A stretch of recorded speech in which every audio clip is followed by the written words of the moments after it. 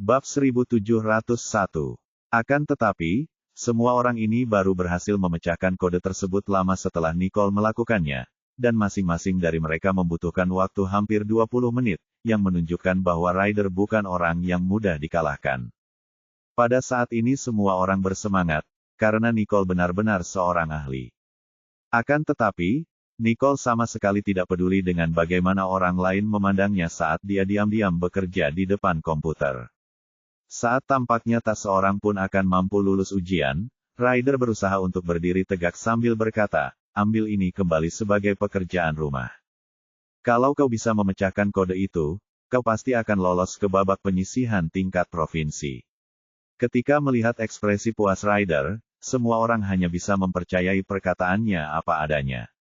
Namun, saat itulah tampilan layar besar di belakangnya berubah. Tiba-tiba, laptopnya yang terhubung ke layar plasma tampaknya telah dibajak karena ada virus yang masuk ke dalamnya. Wah, sepertinya laptop Ryder sedang diretas. Seru salah satu siswa. Ryder juga menyadari ada sesuatu yang tidak beres ketika file-file di laptopnya terbuka sendiri satu demi satu. Bahkan dokumen rahasianya yang dienkripsi pun terbongkar. Astaga, apa yang terjadi? Ryder langsung mulai mengetik, tetapi setelah beberapa kali mencoba, ia menjadi sangat marah hingga berteriak. Siapa yang melakukannya? Nicole berdiri sambil menatap Ryder dengan ekspresi jenaka. Kamu memberi kami pekerjaan rumah, Ryder, dan kebetulan tadi aku sedang bosan, jadi aku memutuskan untuk memberimu satu juga. Jangan lupa untuk berbagi dengan kami setelah kamu berhasil memecahkannya. Setelah mengatakan itu, Nicole berdiri dengan bangga saat dia meninggalkan tempat duduknya dan kembali ke kelasnya. Ryder sama sekali tidak menyangka bahwa Nicole akan merancang virus yang akan menyerang laptopnya dalam waktu luangnya yang hanya 20 menit saja. Yang lebih menyebalkan adalah apapun yang dilakukannya, usahanya sia-sia. Komputernya mati dan telah disusul. Sialan, umpatnya. Karena tidak punya waktu untuk mengganggu Nicole, dia hanya bisa membiarkannya pergi begitu saja. Serangkaian ejekan segera meledak di ruangan itu. Wow, si cantik dari sekolah telah menyerang. Situasi pro lawan pro. Sial, aku ingin tahu siapa yang lebih baik. Melihat Ryder yang terkejut, guru tersebut langsung berlari ke depan dan mengumumkan, baiklah, mereka yang berhasil memecahkan kode virus boleh pulang sekarang, dan mereka yang belum bisa memecahkannya di rumah. Dia lalu berjalan untuk memeriksa Ryder. Ryder benar-benar bingung dan hanya bisa berkata, maaf, Tuan. Aku benar-benar harus pulang dulu. Dia punya banyak sekali data dan informasi di komputernya, jadi dia akan celaka kalau komputernya rusak. Baiklah. Guru itu mengangguk dan memperbolehkan Ryder pergi. Setelah menyadari hal itu, Gary segera mengejarnya. Ryder, kamu baik-baik saja. Ryder berbalik dan menatap tajam ke arah Gary. Ada apa dengan temanmu? Dia benar-benar meretas komputerku. Ekspresi canggung segera muncul di wajah Gary. Saya pun tidak menyangka itu akan terjadi. Mungkin dia bosan. Memang, ketika Gary memecahkan kode virus Ryder sebelumnya, Nicole menggumamkan sesuatu tentang rasa bosannya. Bosan. Ryder begitu kesal hingga tertawa. Jadi dia membuat virus untuk meretasku karena bosan. Siapa dia sebenarnya? Tidak ada orang biasa yang mampu menciptakan virus sekuat itu hanya dalam waktu 20 menit. Dengan canggung, Gary kemudian bertanya, bisakah kau memperlihatkan kode virus yang dibuatnya? Tak berdaya, Ryder hanya bisa menunjukkannya kepada Gary. Gary segera memeriksa kode itu dan saat itulah dia menemukan tanda tangan Nicole. Benar saja, orang yang melamarku terakhir kali, adalah Nicole. Pungkasnya. Dia Lucifer. Bab 1702. Apakah kamu berhasil menemukan sesuatu? Tanda tangan siapa itu? Ryder bertanya pada Gary. Namun, Gary tidak tahu bagaimana menjelaskan hal ini kepada saudaranya saat itu. Jika dia mengetahui bahwa Nicole adalah Lucifer, dia mungkin akan putus asa. Sudah cukup sulit menyelamatkan laptopnya seperti ini, pikirnya. Tidak apa-apa. Semoga berhasil, Ryder. Gary menepuk bahu Ryder dengan malu-malu. Apa maksudmu? Tanya Ryder, seolah dia menyadari sesuatu. Tanpa keberanian untuk menjelaskan lebih lanjut, Gary hanya bisa berkata, aku akan pergi dulu dan mempelajari tentang virusmu itu. Melihat Gary telah melarikan diri, insting Ryder memberitahunya bahwa ada sesuatu yang tidak beres. Saat dia melihat pop-up yang terus muncul di layar laptopnya, otaknya tak bisa bekerja lagi dan dia buru-buru meninggalkan sekolah. Dia tidak percaya bahwa dia akan kalah dari seorang gadis di sekolah menengah. Ketika Preston dan Edwin melihat kedua saudara itu telah pergi, mereka tidak dapat menahan diri untuk tidak mendesah. Sepertinya Ryder telah menabrak dinding baja kali ini. Ya, jika dia tahu Nicole adalah Lucifer, dia pasti akan putus asa. Hanya melalui imajinasi mereka saja, mereka sudah bisa membayangkan seperti apa ekspresi Ryder, dan mereka pun tertawa terbahak-bahak. Peristiwa Nicole yang menjadi pusat perhatian di ruang kuliah kemudian menjadi viral di forum sekolah tepat setelah kelas selesai. Tak seorang pun menyangka bahwa dia akan memperlihatkan taringnya jauh sebelum kompetisi komputer dimulai setelah penampilannya yang begitu gemilang dalam Olimpiade Matematika. Dan baginya, memberi Ryder masalah sulit untuk dipecahkan adalah sesuatu yang tidak akan berani dilakukan oleh siapapun di sekolah. Namun, Ryder telah terjerat, dan mereka mendengar bahwa ia bergegas pulang setelah menyelesaikan tugasnya sebagai asisten.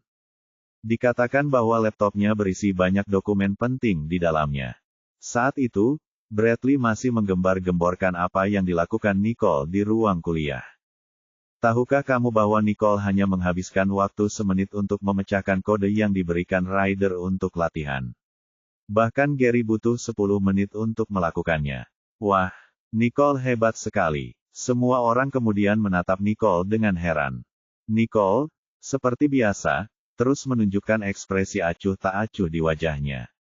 Di sisi lain, Lulu dan June benar-benar tercengang. Mereka telah melihat Nicole meretas sistem pengawasan sekolah sebelumnya, tetapi mereka tidak pernah menyangka bahwa Nicole akan cukup terampil untuk berdiri di atas kedua bersaudara Finlay. Kemudian, Nicole bahkan memberi Ryder sebuah masalah untuk dipecahkan setelah ia meretas laptopnya dan menyuruhnya pulang untuk memecahkan kode tersebut. Bradley terus menulis lirik. Semua orang langsung menatap Nicole dengan kagum. Melihat itu, Wayne dan Jack tidak bisa menahan diri untuk bertanya kepada Gary, "Bos, apakah Nicole jauh lebih terampil daripada Anda?"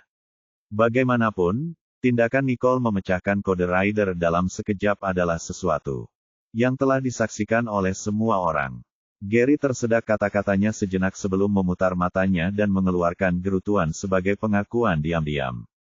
Berpikir kembali pada saat Gary memutuskan untuk menawarkan Nicole sebuah buku panduan, dan perubahan 360 derajat saat ini, mereka bertanya, kapan Anda menemukan bahwa dia adalah seorang peretas yang jauh lebih baik daripada Anda, bos? Gary adalah orang yang jarang mengakui kelemahannya, namun, ia harus berkata, beberapa hari yang lalu, kurasa. Ketika rekaman kedua gadis yang melempar pot bunga itu muncul, ia sudah menduga bahwa Nicole adalah Lucifer. Dan hari ini, dia telah membuktikan dirinya bahkan lebih terampil dari Ryder. Prestasi dan kehebatan kakaknya sudah cukup terkenal di kalangan pemburu, dan hanya sedikit yang mampu melampauinya. Tapi kalau Nicole jauh lebih hebat dariku dalam hal keterampilan, berarti dia benar-benar Lucifer. Kalau dipikir-pikir lagi, idolanya itu ternyata duduk di sampingnya, dan di sanalah dia, bertingkah seperti orang bodoh, mengira Nicole hanyalah seorang pelajar yang malang. Saat itulah dia baru menyadari bahwa dia benar-benar jenius. Terlebih lagi, dia juga merupakan idola yang selalu ingin dia temui. Ini sangat menarik. Bab 1703. Menyadari bahwa Gary lebih gembira daripada kesal, Jack dan Wayne berpikir bahwa otak bos mereka mungkin telah terbakar.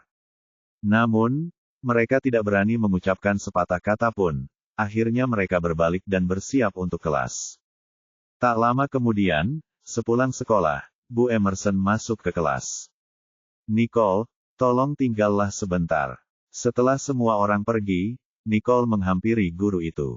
Nona Emerson, apakah ada yang penting? Satu Nona Emerson kemudian bertanya kepadanya dengan nada terkejut dan gembira. Kudengar kau jago komputer. Ia hanya mendengar dari guru yang bertanggung jawab atas pelatihan itu tentang Nicole saat sekolah hampir usai. Dia sama sekali tidak menyangka Nicole akan membuat Ryder bingung. Melihat bahwa Miss Emerson telah mengetahui kebenarannya, Nicole memutuskan bahwa dia juga tidak punya alasan untuk menyembunyikannya. Ya, dulu saya juga menikmatinya. Ibu Emerson sangat gembira. Kenapa kamu tidak mengatakannya lebih awal? Kupikir kamu di sana hanya untuk menghitung jumlahnya. Akhirnya saya bisa merasa lega tentang ini. Nicole sungguh hebat dan dia membawa kejayaan bagi kelas, pikir Bu Emerson.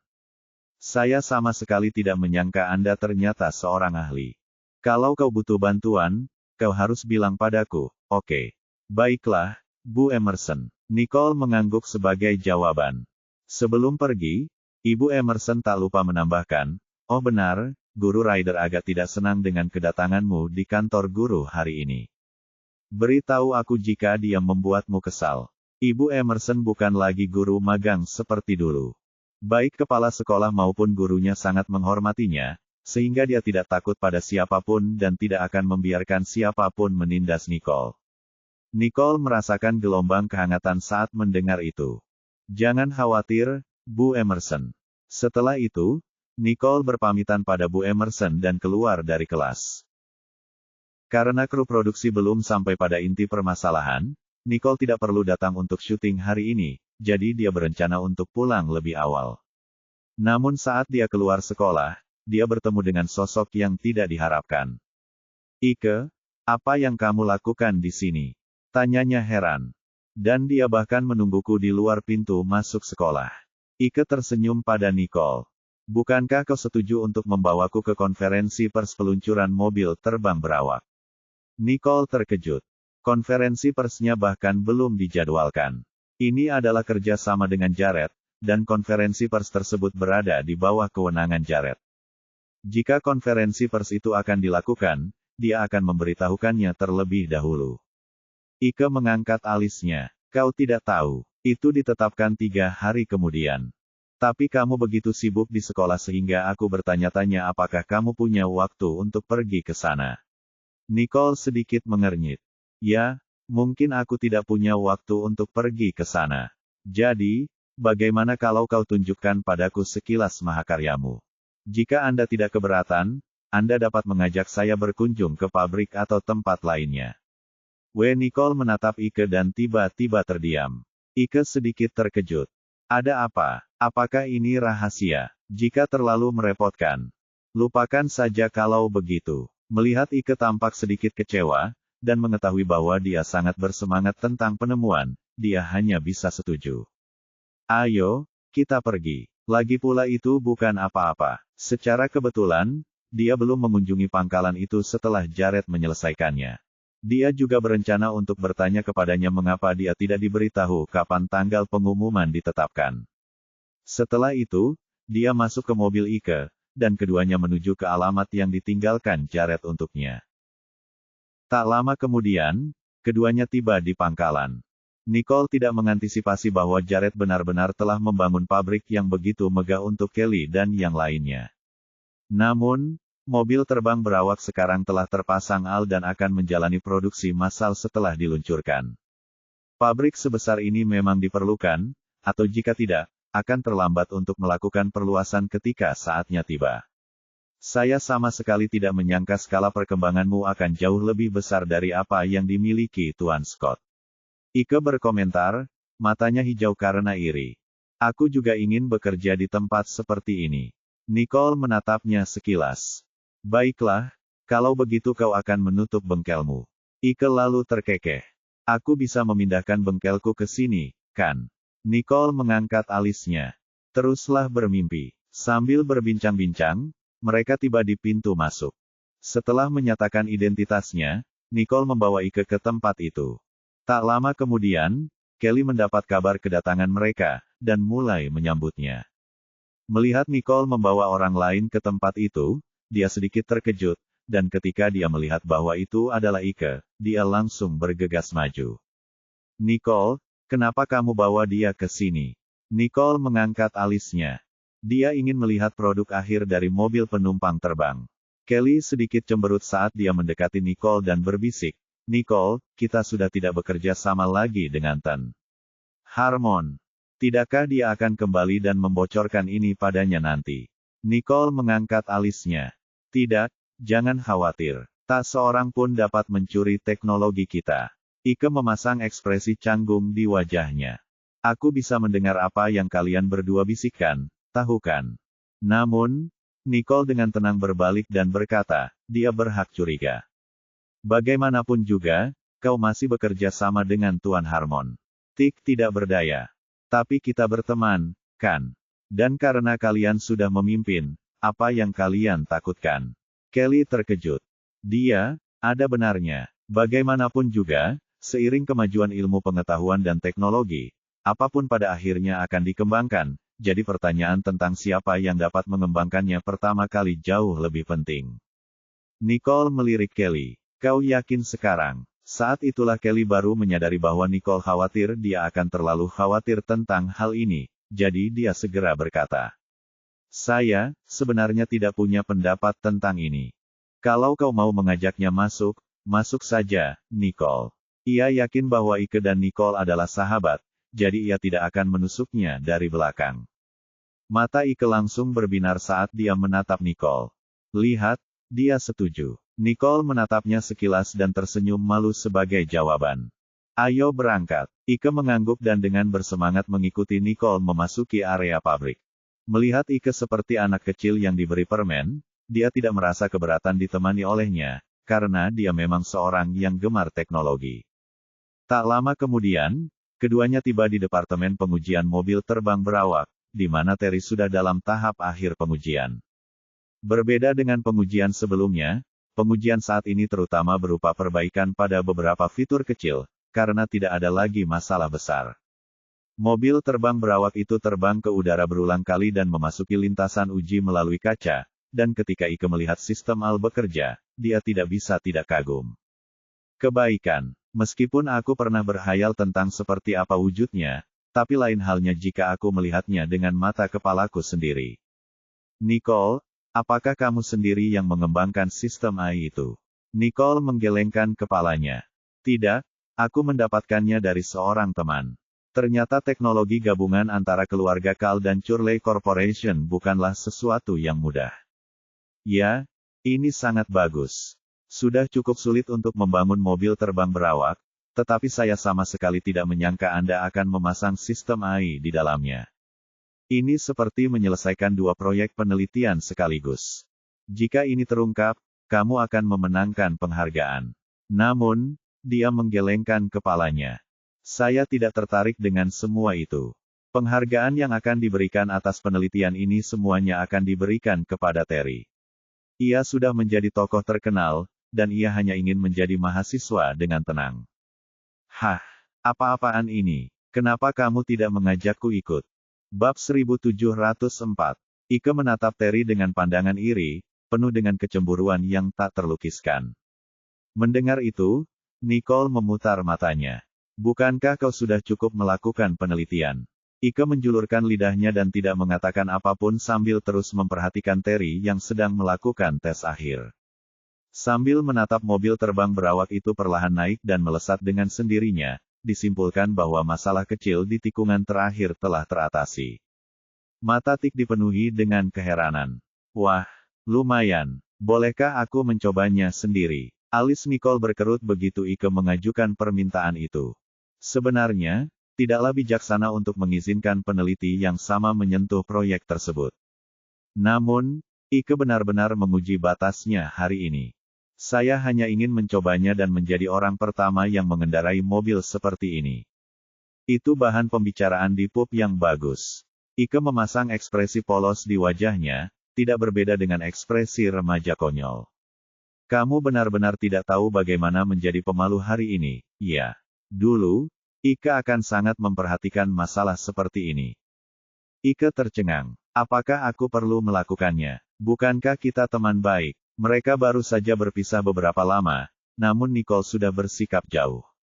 Dengan perasaan kalah, Ike berkata, Nicole, kita sudah lama tidak bertemu dan kamu sudah bersikap dingin padaku. Saat itu, akulah yang mengajakmu ikut serta dalam pameran mobil terbang. Nicole tidak peduli untuk mendengarkan ocehannya, dan menjawab dengan berkata, silakan saja kalau kau mau. Jangan mainkan kartu persahabatan. Ike langsung tersenyum. Baiklah. Setelah itu, Ike masuk ke dalam laboratorium. Melihat Nicole membawa seseorang masuk, Terry mengerutkan kening dan melirik Nicole sementara Nicole mengangguk pelan. Terry kemudian melanjutkan penelitiannya, yang memungkinkan Ike untuk mendekati mobil terbang tersebut. Setelah staf penguji keluar dari kendaraan, ia langsung naik ke dalamnya. Ia lalu menirukan apa yang dilihatnya dilakukan oleh staf penguji, dan mengendarai mobil itu ke lintasan uji. Nicole memperhatikan Ike yang menyilangkan lengan di dadanya. Karena tak mampu menahannya, Kelly bertanya, Nicole, kamu biarkan dia menyetir seperti itu. Biarkan saja. Sekalipun dia mencoba meniru karya kami, aku tidak takut, balas Nicole. Lagi pula, yang dilakukannya hanyalah membantu Ten Harmon maju sedikit lebih cepat. Baiklah, Kelly mengangguk. Tak lama kemudian, Ike yang sudah puas bersenang-senang, turun dari mobil. Dia lalu langsung berlari ke arah Nicole dan berteriak, astaga. Itu menyenangkan. Begitu ini mulai dijual, kamu dan Jared akan berenang dalam uang tunai. Nicole memutar matanya ke arahnya. Itu tidak ada hubungannya denganmu. Tentu saja tidak. Kamu tunangan Tuan Jared, dan apa yang diperolehnya sudah menjadi milikmu, jawabnya. Diam. Nicole melotot ke arahnya, memintanya untuk tutup mulut. Namun, Ike malah terkekeh menanggapinya. Pada saat itu, dia merasakan tatapan tajam ke arahnya, dan saat dia berbalik secara refleks, dia melihat Jared. Astaga, itulah sebabnya udara menjadi sangat dingin. Itu karena orang ini telah muncul. Ike langsung tertawa canggung. Sudah lama tak berjumpa, Tuan Johnston. Jared mengerutkan kening sambil menatap Ike. Kapan kau kembali? Dan apa yang kau lakukan di sini? Dengan malu, Ike mulai menjelaskan, aku baru saja mendarat hari ini dan ingin melihat hasil penelitianmu. Jared menatapnya dengan dingin. Apakah kami ingin Anda melihat hasil penelitian kami? Bab 1705. Like langsung terdiam. Dia hanya bisa menggaruk kepalanya dengan canggung. Aku di sini cuma mau lihat-lihat. Jared mengalihkan tatapan dinginnya dan melangkah ke arah Nicole, jangan bawa sembarang orang asing ke sini. Nicole tersenyum, oke. Wajah Ike langsung berubah muram, karena Jared telah memanggilnya orang asing, membuat Nicole tertawa. Seperti yang diduga, Nicole telah diubah oleh Jared, tetapi Ike tidak memiliki hak untuk membicarakannya. Bagaimanapun, terima kasih Tuan Johnston dan Nicole karena telah mengizinkan saya melihat teknologi canggih Anda dan mempelajarinya. Karena aku kembali sebentar, aku ingin mentraktir kalian makan. Melihat betapa murah hatinya Ike, Jared menjadi jijik. Kau ingin mentraktir kami? Berapa penghasilan tahunanmu? Ike tercengang, karena dia tidak mengerti apa yang Jared maksud. Apakah mereka akan makan makanan yang akan menghabiskan gajinya selama setahun? Mendengar itu, Ike tidak bisa menahan diri untuk tidak menggigil. Nicole menyadari betapa canggungnya dia dan berkata, tidak apa-apa. Aku akan mentraktir semua orang dengan makanan itu. Bagaimanapun juga, Ike adalah temanku. Jared melirik tajam ke arah Nicole, tampaknya tidak senang melihat Nicole menganggap Ike sebagai teman. Nicole mengangkat alisnya. Meskipun persahabatan mereka tidak begitu kuat, dia tetap seorang teman baik yang pernah bekerja dengannya dalam proyek penelitian. Sudah sepantasnya dia membelikannya makanan. Ayo pergi. Jared mengangguk sambil menatap Ike. Gara-gara Ike, kesempatan Jared untuk berkencan pun musnah begitu saja. Ike merasa benar-benar canggung, dan dia merasa lebih buruk lagi saat Nicole mentraktirnya. Kemudian, Jared mengendarai mobil dan membawa mereka ke restoran. Ketiganya segera duduk, setelah itu Nicole menatap Ike dan bertanya, kau tidak kembali hanya untuk melihat mobil terbang berawak, kan? Kalau tidak, Ike tidak akan tinggal untuk makan bersama mereka. Ike tersenyum ketika menyadari bahwa dirinya telah diungkap oleh Nicole. Jika aku berkata jujur, kau harus membiarkanku membayar makanan ini. Nicole mengangkat alisnya dan menatapnya. Ada apa? Ceritakan saja. Ike tahu betul bahwa Nicole tidak suka bertele-tele. Oleh karena itu, dia hanya bisa mengatakan kebenaran padanya. Saya menemui kendala di Aegis Corporation.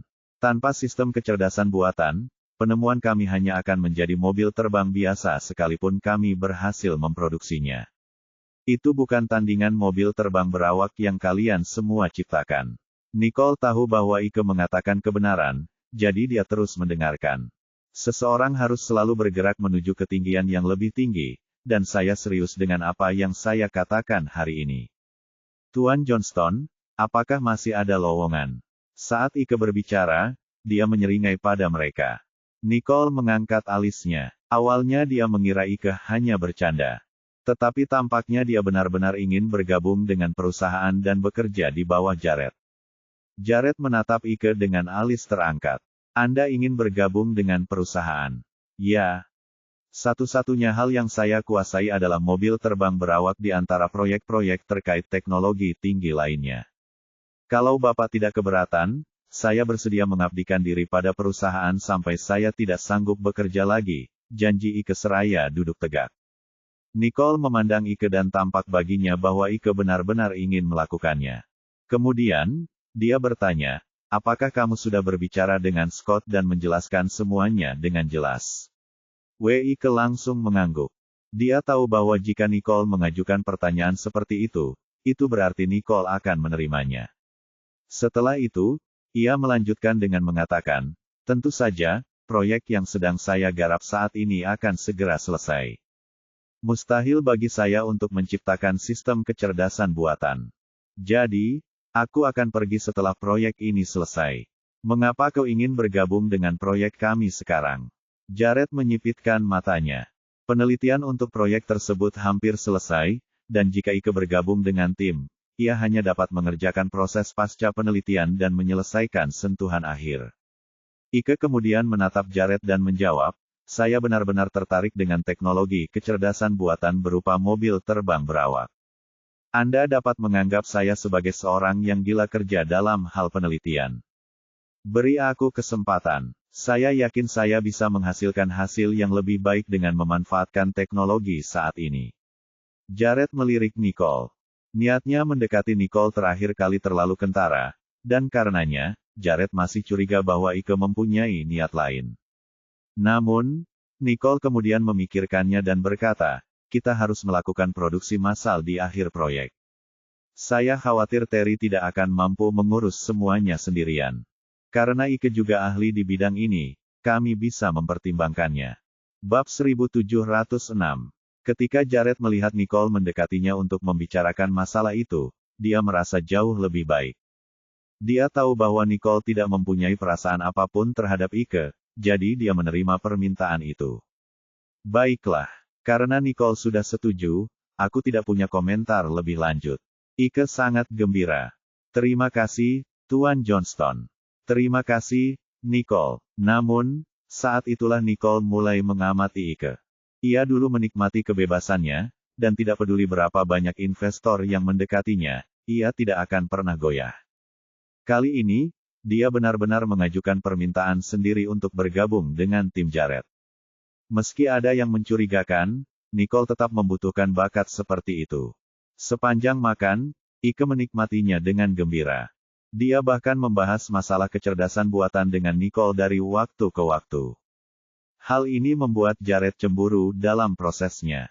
Jangan ngomongin pekerjaan sambil makan.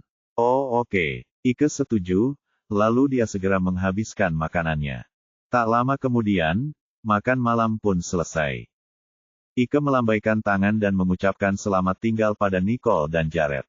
Mereka berdua menyaksikan Ike melaju pergi dengan mobilnya sebelum mereka masuk ke mobil mereka sendiri.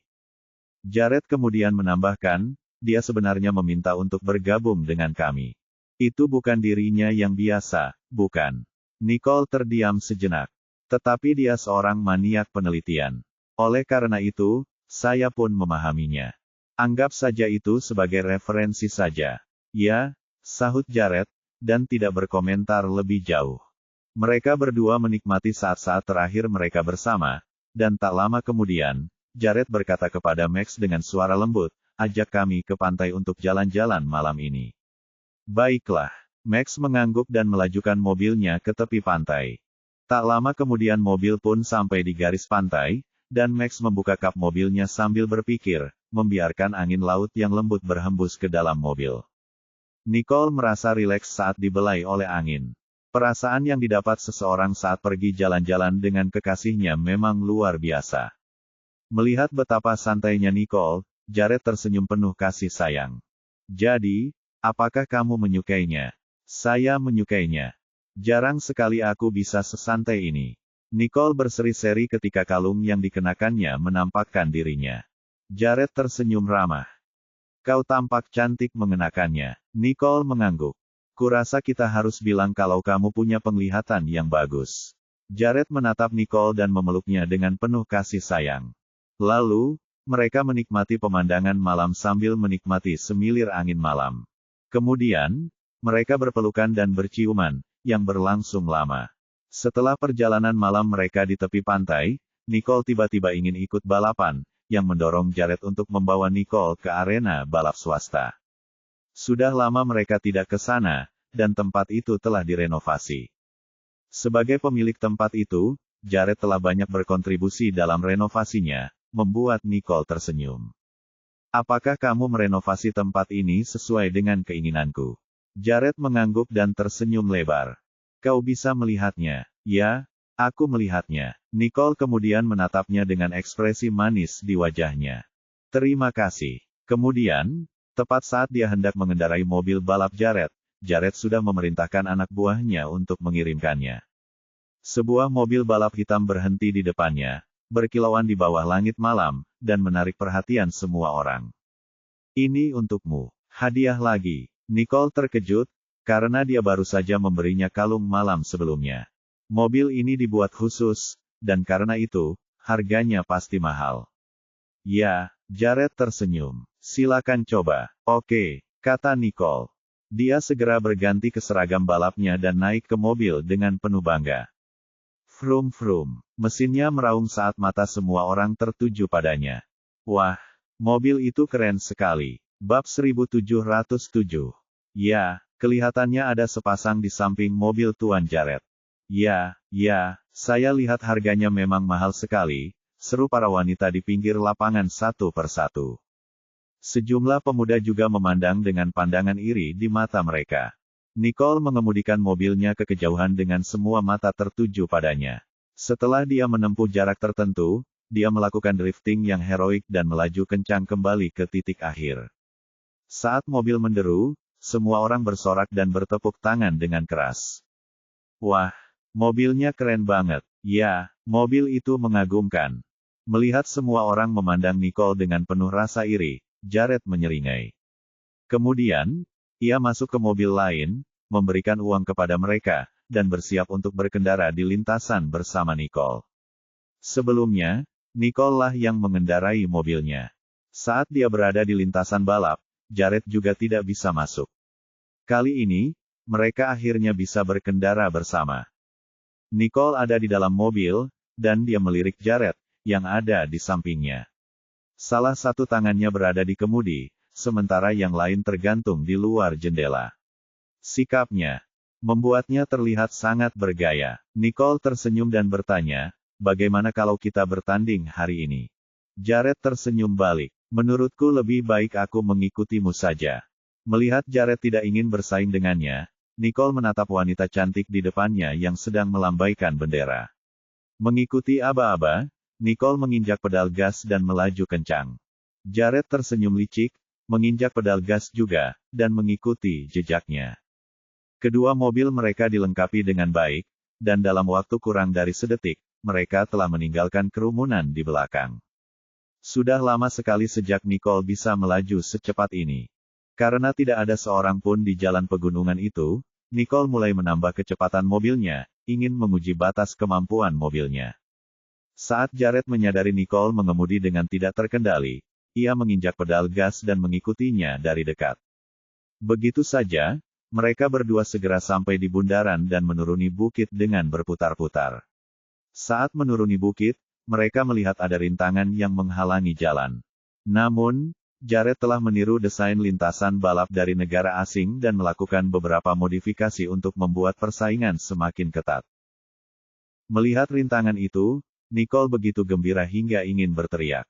Kegembiraan yang dirasakan Nicole tak terlukiskan. Nicole segera melaju ke peron. Kemudian, mobilnya melesat, berputar ke udara, dan segera mendarat dengan bunyi gedebuk. Tepat saat Nicole menikmati semua kemarahan dan energi itu, ia dapat merasakan bahwa ban belakang kanannya hampir terlepas saat mendarat. Beruntung, ia cukup waspada dan terampil untuk segera menstabilkan mobilnya tepat waktu. Namun, saat itulah kecerdasan buatan di dalam mobil itu berkata, ban belakang kanan rusak. Nicole tidak menyangka ada kecerdasan buatan di mobilnya. Meski tidak secanggih kecerdasan buatan yang dipasangnya pada mobil terbang berawak, tetap saja mobil itu merupakan fitur yang luar biasa di negara ini. Pelan-pelan saja, hentikan mobil untuk memeriksa kerusakan. Perintah Nicole. Mobil itu langsung menjawab, dicatat. Harap berhati-hati dengan rintangan di depan. Saat itulah Nicole menyadari bahwa ada rintangan lain di depannya, yang hanya akan memungkinkannya untuk berhenti setelah ia melewatinya. Jika tidak, Jared akan menabraknya jika ia tidak dapat melihatnya. Dengan mengingat hal itu, Nicole hanya bisa menggertakkan giginya dan terbang ke udara sekali lagi. Kali ini, platformnya jauh lebih tinggi daripada sebelumnya, dan alih-alih menginjak pedal gas, Nicole membiarkan mobil mendarat dengan sendirinya. Tepat pada saat mendarat, terjadi ledakan keras pada ban kanan belakang, dan bantalannya pecah, menyebabkan ban langsung jatuh. Setelah itu, mobilnya tergelincir ke sisi kanan dan berbelok ke arah hamparan rumput yang belum diaspal. Sial, Nicole berusaha memegang kemudi, tetapi tidak ada gunanya karena mobilnya terus meluncur menuruni bukit di pinggir jalan. Nicole, setelah Jared melewati rintangan, dia melihat mobil Nicole berputar. Dengan mata terbelalak, dia segera mengejarnya menuruni bukit. Ada lereng curam di bawah sana, dan mobilnya kemungkinan besar akan terbalik dan jatuh di sana. Melihat sudah terlambat untuk menghentikan mobil, Jared menginjak pedal gas dan menabrak Nicole dari belakang. Bab 1708. Mobil Nicole sudah hampir menuruni bukit. Namun setelah bertabrakan dengan mobil Jared, mobil itu kembali ke jalan utama. Mobil itu terus berputar selama 2 putaran lagi, dan setelah percikan api yang tak terhitung jumlahnya dilepaskan, mobil itu akhirnya berhenti. Mobil telah berhasil diparkir, jawab kecerdasan buatan itu. Nicole menghela napas lega, karena tampaknya mobil itu akhirnya berhenti, tetapi jika Jared tidak segera bereaksi, dia akan berada dalam masalah besar. Begitu Nicole teringat Jared, ia langsung tersadar. Ia telah terbentur dari samping, dan itu masih baik-baik saja, tetapi Jared telah terbentur tepat di bagian depan. Dengan pemikiran itu, Nicole segera keluar dari mobilnya. Jared, kamu baik-baik saja. Dia langsung pergi ke sisi mobil Jared. Seperti yang diduga, Jared pingsan, tetapi setelah diguncang oleh Nicole beberapa kali, dia perlahan membuka matanya. Untungnya, dia mengenakan helm. Jared melepaskannya, menggelengkan kepalanya, dan kembali sadar. Kemudian, dia menatap Nicole dengan khawatir, apakah kamu baik-baik saja? Nicole mengangguk, sistem keamanan mobil itu cukup bagus. Lebih baik kau memikirkan dirimu sendiri. Bagaimana perasaanmu? Saat Nicole berbicara, ia masuk ke kursi penumpang dan memeriksa denyut nadi Jared. Untungnya, tidak ada masalah besar. Saat itulah Nicole menghela napas lega. Aku juga baik-baik saja, kata Jared, meski ia merasa sedih saat melihat mobil yang dihadiahkannya kepada Nicole. Matanya tertunduk. Mengapa mobil itu bisa rusak? Mobil itu dibuat khusus dan dia telah menugaskan seseorang untuk merawatnya. Pada saat ini, dia tidak dapat menahan diri untuk bertanya-tanya apakah ada yang telah merusaknya. Kita akan memeriksanya begitu kita kembali. Ayo kita keluar dari sini dulu. Setelah Nicole berbicara, dia masuk ke mobil Jared. Jared menjelaskan situasi secara singkat melalui walkie-talkie. Ia kemudian meminta peserta lain untuk berbalik arah saat mereka berkendara menuruni bukit. Meskipun mereka tidak terluka, Jared terus menginterogasi semua orang yang bertanggung jawab atas sirkuit balap. Ia juga memecat semua orang yang menurutnya harus dipecat. Max kemudian menyelidiki seluruh proses perjalanan mobil tersebut, mulai dari bea cukai hingga sampai di sirkuit. Namun, ia tidak menemukan masalah apapun. Hanya ada satu kemungkinan, yaitu seseorang telah merusak mobil itu bahkan sebelum kompetisi dimulai. Nicole mengerutkan kening. Memang, satu-satunya kesempatan yang didapat seseorang adalah ketika petugas parkir mengendarai mobil ke sirkuit. Pada saat itu, Jared teringat sesuatu.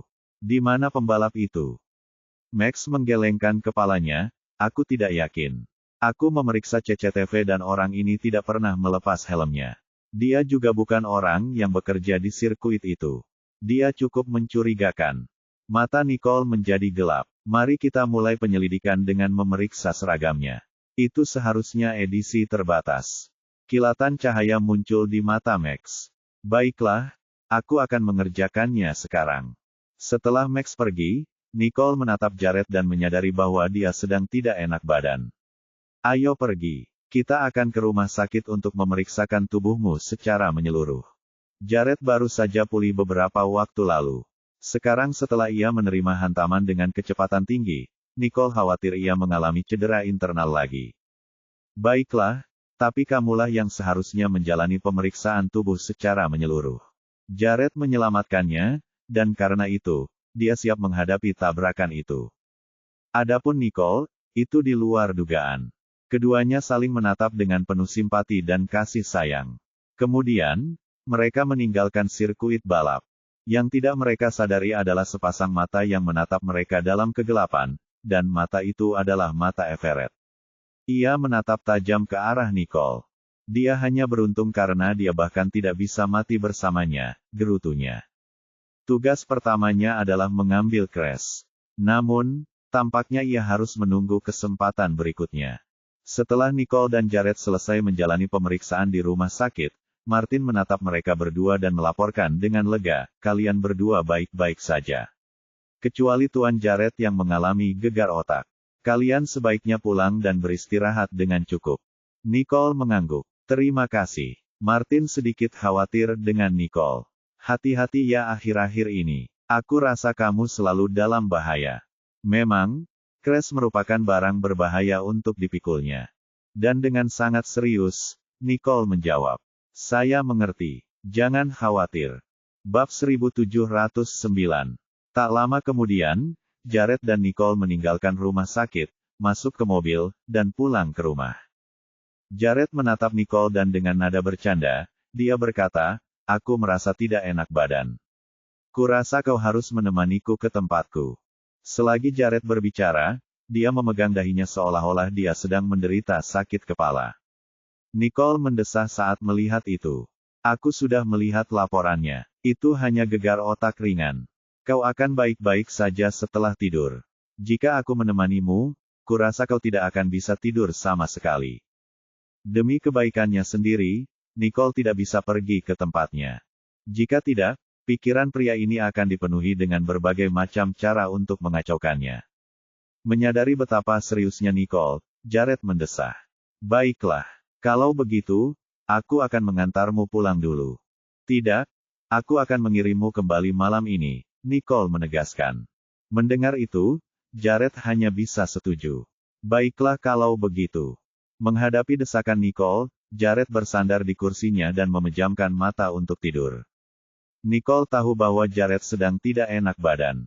Saat mereka tiba di tempat tujuan, Nicole menemani Jared naik ke atas, dan tidak meninggalkannya sampai ia berbaring di tempat tidurnya. Jared merasa hangat saat merasakan perawatan lembut Nicole. Cukup, jangan menatapku dengan mata seperti itu. Aku akan baik-baik saja besok. Ya, aku tahu. Istirahatlah. Nicole menuangkan segelas air untuknya dan menaruhnya di meja samping tempat tidurnya.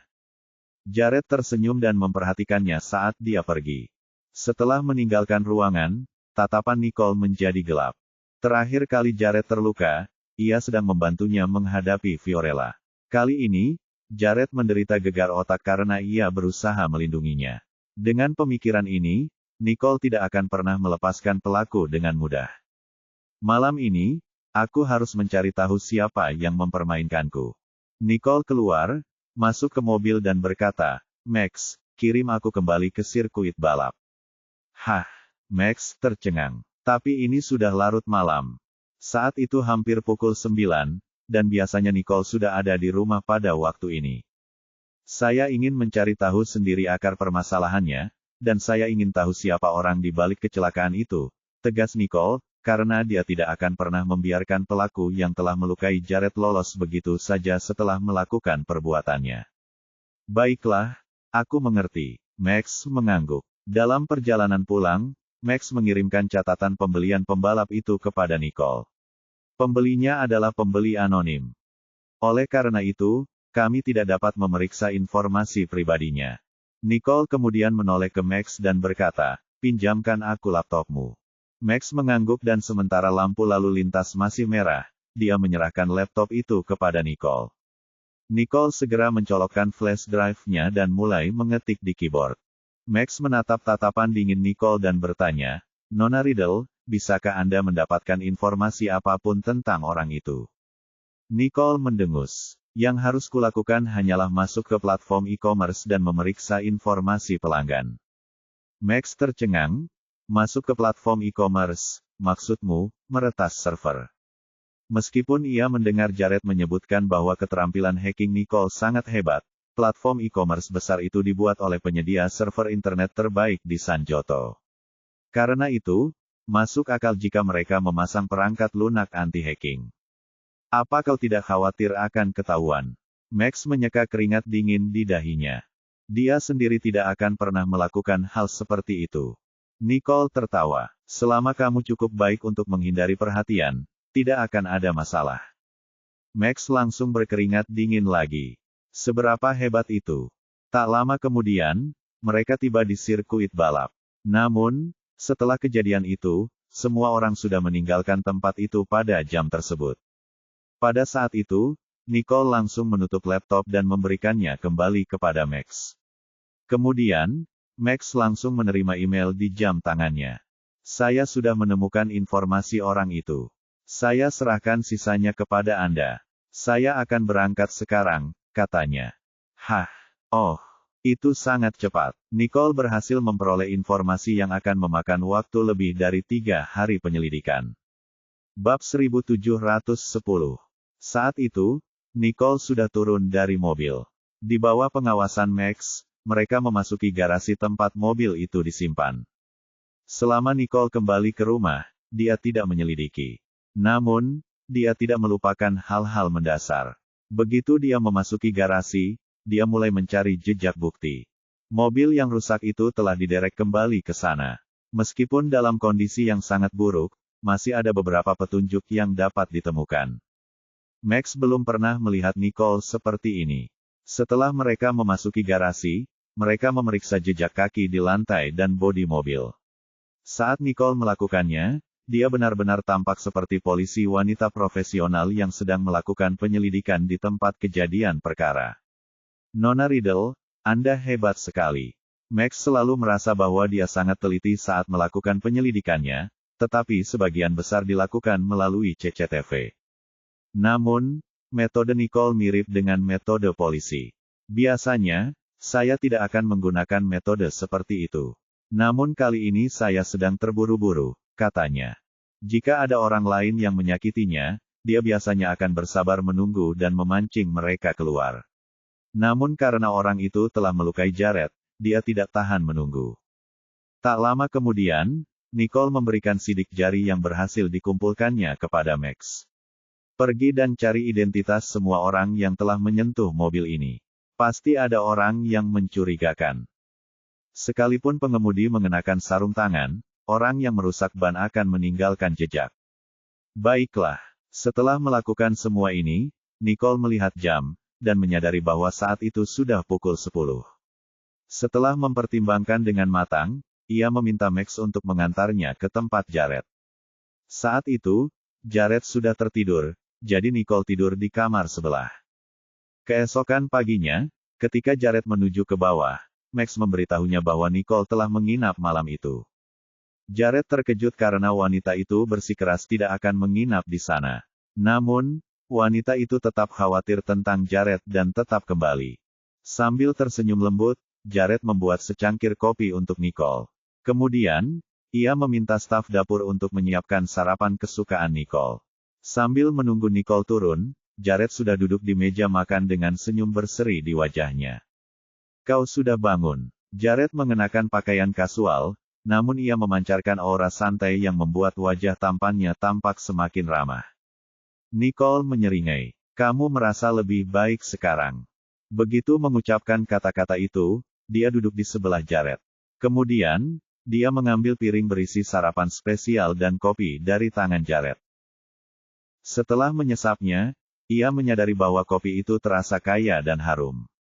Seperti yang diduga, kopi Jared paling cocok dengan seleranya. Jared mengangguk. Dengan wanita secantik itu yang merawatku, tentu saja aku akan merasa lebih baik. Kau seharusnya pergi tadi malam, jadi mengapa kau kembali? Nicole mengangkat alisnya. Saya pergi dan memeriksa sidik jari di sirkuit. Setelah itu, saya kembali. Jared tidak bisa menahan diri untuk tidak menatapnya ketika dia mengatakan itu. Sebelumnya, ketika kamu dalam masalah, aku tidak melihatmu menyelidiki dengan cepat. Jared selalu tahu betapa efisiennya Nicole, tetapi dia tidak pernah terburu-buru untuk bertindak. Nicole meliriknya sekilas. Kali ini, aku tidak bisa menunggu lebih lama lagi. Tidak saat kekasihku terluka. Lelakiku. Memang, kata-kata itu disampaikan dengan penuh dominasi dan ketegasan. Tiba-tiba, Jared tertawa terbahak-bahak. Aku tidak tahu bahwa aku punya tempat yang spesial di hatimu. Omong kosong. Nicole memutar matanya ke arah Jared dengan malu-malu. Orang ini jelas-jelas berbicara kasar dengan sengaja. Jared tersenyum dan menyeka noda kopi di sudut bibirnya. Bagus sekali. Tolong, teruskan saja. Sambil berbicara, dia tidak dapat menahan diri untuk tidak mengangkat tangannya dan membelai rambut Nicole. Nicole menegang saat merasakan sentuhan lembutnya. Namun, dia tidak menepis tangannya. Sebaliknya, dia membiarkannya melanjutkan. Kemudian, Nicole menyelesaikan makanannya dan bersiap ke sekolah. Sebelum dia pergi, Jared menariknya dan memberinya ciuman yang dalam dan penuh gairah.